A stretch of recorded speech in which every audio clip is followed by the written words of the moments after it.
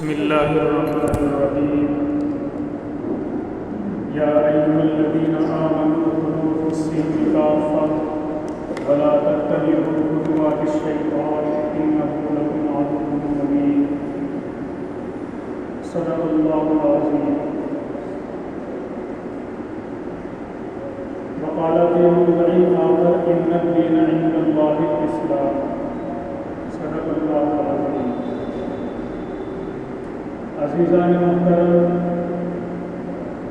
رمضان المبارک کا مہینہ چل رہا ہے اور یہ مہینہ تقریباً ختم ہونے کو ہے. اس مہینے کو اللہ تبارک و تعالیٰ کے میلاد میں بہت زیادہ خاصہ حاصل ہے. یہ مہینہ بہت ہی زیادہ قربانیوں کا مہینہ ہے، کیونکہ اسلام اور کفر کی جو سب سے پہلی جنگ آپ صلی اللہ علیہ وسلم نے مشرکین کے ساتھ لڑی وہ رمضان المبارک ہی کے اندر لڑی گئی. سن 2 ہجری میں 17 رمضان المبارک اور عرب کی تپتی ہوئی ریتیلی زمین،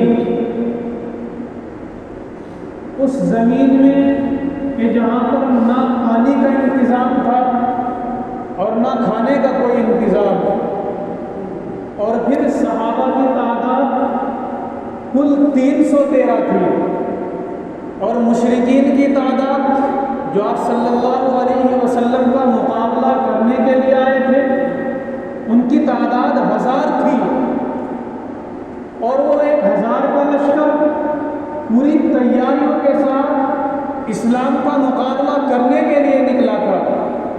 اور یہ صحابہ کی جماعت نہتے تھے بالکل، ان کے پاس لڑنے کے لیے کوئی ساز و سامان نہیں تھا، حتیٰ کہ اپنے گھروں سے نکل کر اس مقام تک پہنچنے کے لیے جو بیچ کا سفر تھا، اس سفر میں جو بیچ میں ان کو جانا تھا وہاں پر جانے کے لیے بھی کچھ کے پاس سواری تھی اور کچھ پیدل بھی نکل پڑے تھے. تو رمضان المبارک میں ان 313 کے لشکر نے ان 1000 کے لشکر کو جو بڑے لاؤ لشکر کے ساتھ نکلا تھا، بڑی تیاریوں کے ساتھ نکلا تھا، سب کو پچھاڑ دیا اور ایک اللہ کا کلمہ اس وقت بلند ہوا. سن 2 ہجری میں 313 صحابہ کرام نے 1000 کفار کے لشکر کو ہرا کر اللہ کا کلمہ بلند کیا، اور وہ دن تھا 17 رمضان المبارک. یہ رمضان المبارک چل رہا ہے، اللہ تبارک و تعالیٰ کی قربت کا مہینہ ہے، اللہ تبارک و تعالیٰ سے ملنے کا مہینہ ہے. اگر انسان اپنی تمام خواہشات کو پس پشت ڈال کر اللہ تبارک و تعالیٰ سے لو لگا کر صرف 1 مہینے کے لیے مسلمان بن جائے تو علماء نے لکھا ہے کہ جو شخص صرف اس 1 مہینے میں اگر مسلمان ہونے کا حق ادا کر دے تو اس کی پوری زندگی اسلام سے ہٹ نہیں سکتی. یہ ہے وہ 1 مہینہ، کیونکہ رمضان کا مطلب ہی یہ ہے کہ اپنی تمام خواہشات کو پس پشت ڈال دیا، اور پھر جو یہ آخری عشرہ چل رہا ہے یہ تو اللہ سے قرب کا خاص مہینہ ہے. یہ خاص عشرہ ہے اللہ تبارک و تعالیٰ سے قرب کا. آپ صلی اللہ علیہ وسلم نے اپنی زندگی میں جو اعتکاف فرمایا، پورے مہینے کا بھی اعتکاف فرمایا، پھر اخیر کے 20 دن کا بھی اعتکاف فرمایا، اور پھر آپ صلی اللہ علیہ وسلم نے حکم دیا کہ اے میرے صحابہ، رمضان المبارک کا جو آخری عشرہ ہے اور جو اس کی تاب راتیں ہیں ان میں لیلۃ القدر کو تلاش کرو.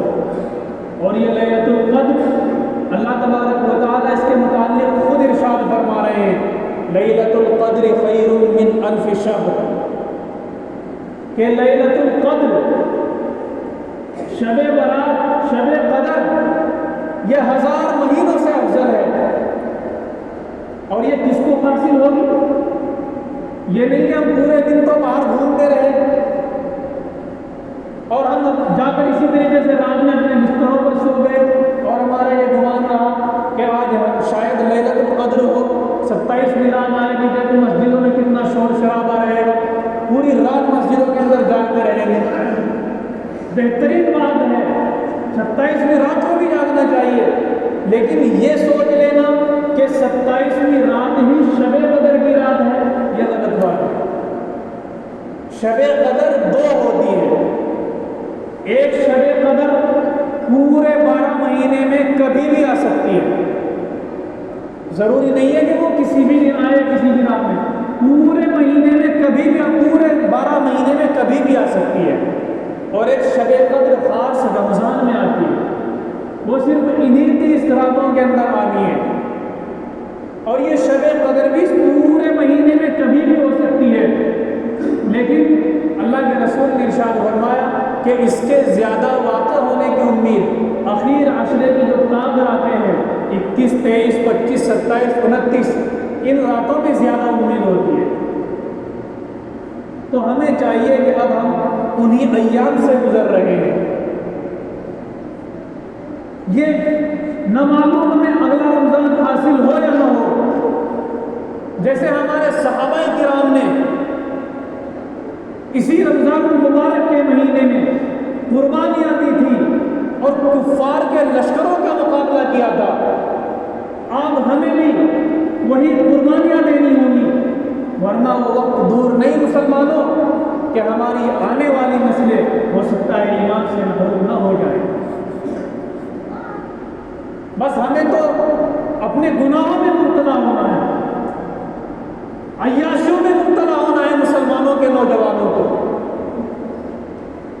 آپ اندازہ لگائیں کہ اس وقت ہندوستان کے اندر جو کفر کی تنظیمیں ہیں، ان میں بڑی بڑی جو تنظیمیں ہیں وہ 4 تنظیمیں ہیں، اور ان تنظیموں کے جو سربراہ ہیں وہ 70 سال کی عمر کو پہنچ چکے ہیں، اور ہم مسلمانوں کی تنظیموں کے جو سربراہ ہیں وہ خواب غفلت میں سوئے ہوئے، اور پھر ہم خود ان کو تو کان کشی کرتے ہیں جو ہمارے سربراہ ہیں، مگر ہم خود بھی اپنے حالات پر غور نہیں کرتے، ہم خود بھی اپنے گھروں کا جائزہ نہیں لیتے، ہم خود بھی اپنی اولادوں کا جائزہ نہیں لیتے۔ کیوں؟ اس لیے کہ نہ تو ہمیں خود اپنی پرواہ ہے، ہم پورے دن کہاں رہے، ہماری اولاد نے کہاں اپنا پورا دن بتایا، ہمیں نہ اپنی فکر، نہ ہمیں اپنی اولادوں کی فکر۔ ہماری اولادیں نشہ کر رہی ہیں، شرابوں کی عادی ہو گئی ہماری اولادیں زنا میں ملوث ہیں مسلمانوں کی اولادیں، تو کہاں سے بھی مسلمانوں کو یہ کہنے کا حق حاصل ہے کہ مسلمان پریشان ہے؟ اللہ تبارک و تعالیٰ کا نظام ہے کہ جو انسان شراب پیتا ہے اس انسان کا پھیپھڑے خراب ہو جاتے ہیں۔ اسی طریقے سے جس زمین کے اوپر ظلم ہوگا، اللہ تبارک و تعالیٰ کا نظام ہے کہ اللہ تبارک و تعالیٰ اپنی اس زمین کو اس زنا سے، ظلم سے، سود سے، حرام خوری سے، قتل و غارت گری سے پاک کرتا ہے اللہ تبارک و تعالیٰ۔ اللہ تبارک و تعالیٰ یہ نہیں دیکھتے کہ زنا کرنے والا مسلمان ہے یا کافر، اللہ نے زنا کو حرام کیا ہے، اللہ کو اپنی زمین کو زنا سے پاک کرتا ہے۔ اللہ یہ نہیں دیکھ رہے کہ شراب پینے والا مسلمان ہے یا کافر، شراب پی جا رہی ہے، پھیپھڑے خراب سب کے ہونے ہیں۔ اللہ تبارک و تعالیٰ یہ نہیں دیکھیں گے کہ کون ظلم کر رہا ہے، مسلمان ہے ظلم کرنے والا یا کافر۔ ظلم ہوگا تو اللہ تبارک و تعالیٰ اس زمین کے نظام کو پاک کریں گے، چاہے وہ ظلم کرنے والے کافر ہوں یا ظلم کرنے والے مسلمان ہوں۔ میرے بھائیوں، ہم عجیب دور سے گزر رہے ہیں۔ یہ وقت ہے، یہ ایسا وقت چل رہا ہے کہ جس کی الفاظ کی ادائیگی ہمارے ہندوستان کے اندر ایک جرم بن چکا ہے، ورنہ یہ جو وقت چل رہا ہے نا میرے بھائیوں، یہ ایک جہاد کی صدی میں ہم جی رہے ہیں۔ دنیا کا جائزہ لو، پوری دنیا کے حالات پر نگاہ ڈالو، پوری دنیا کے جو مسلمان حکمران ہیں سب کے اوپر نگاہ ڈالو اور سوچو کہ جس وقت ایک کافر کی تنظیم آپ لوگوں کے اوپر یا ہم لوگوں کے اوپر حملہ کرے گی تو ہم یہ نہ سوچیں کہ کوئی دوسرا مسلم ملک ہماری مدد کے لیے آئے گا۔ حالات ہمارے سامنے ہیں، پورا فلسطین تباہ و برباد کر دیا گیا، لیکن اسلامی ممالک کی تعداد 57 ہے، سارے ممالک تماشائی بنے ہوئے ہیں، اور وہ لوگ اکیلے جنگ لڑ رہے ہیں، سپر پاور سے جنگ لڑ رہے ہیں۔ اللہ تبارک و تعالیٰ ان کا ساتھ دے رہا ہے، نہ اتنی دوسرے مسلم ممالک کے اندر اتنی ہمت اور نہ ہم لوگوں کے اندر اتنی ہمت کہ ہم ان لوگوں کی حمایت کے لیے اپنی زبان سے ایک لفظ ہی نکال سکیں۔ ایسا نہیں ہے کہ یہ حالات وہیں پر رہیں گے، گناہ ہمارے ہیں اور مسجد اقصی مسلمانوں کی ہمارے گناہوں کی وجہ سے غیروں کے ہاتھ میں جائے گی، مسلمانوں کی بے حسی کی وجہ سے وہ وقت قریب ہے کہ مسلمانوں کی مسجد اقصی ایسے ہی چھن جائے گی جیسے ہندوستان سے مسلمانوں کی بابری مسجد کو چھینا گیا۔ سب لوگ یہ سوچتے تھے کہ جس دن بابری مسجد پر حملہ ہوگا یا جس دن بابری مسجد کی جگہ مندر بنائی جائے گی تو ایک بڑی جنگ ہوگی، لیکن کچھ بھی نہیں۔ ایسے ہی مسلمانوں یاد رکھنا، جس دن بابری مسجد کی طرح مسجد اقصی کو شہید کر دیا گیا تو کوئی بات نہیں ہوگی، مسلمان بے ہوش ہو چکے، ان کو کوئی پرواہ ہی نہیں ہے۔ وہ تو ایک مسجد اقصی بابری مسجد تھی، ہم اپنی ان مسجدوں کو پر نہیں کر سکتے۔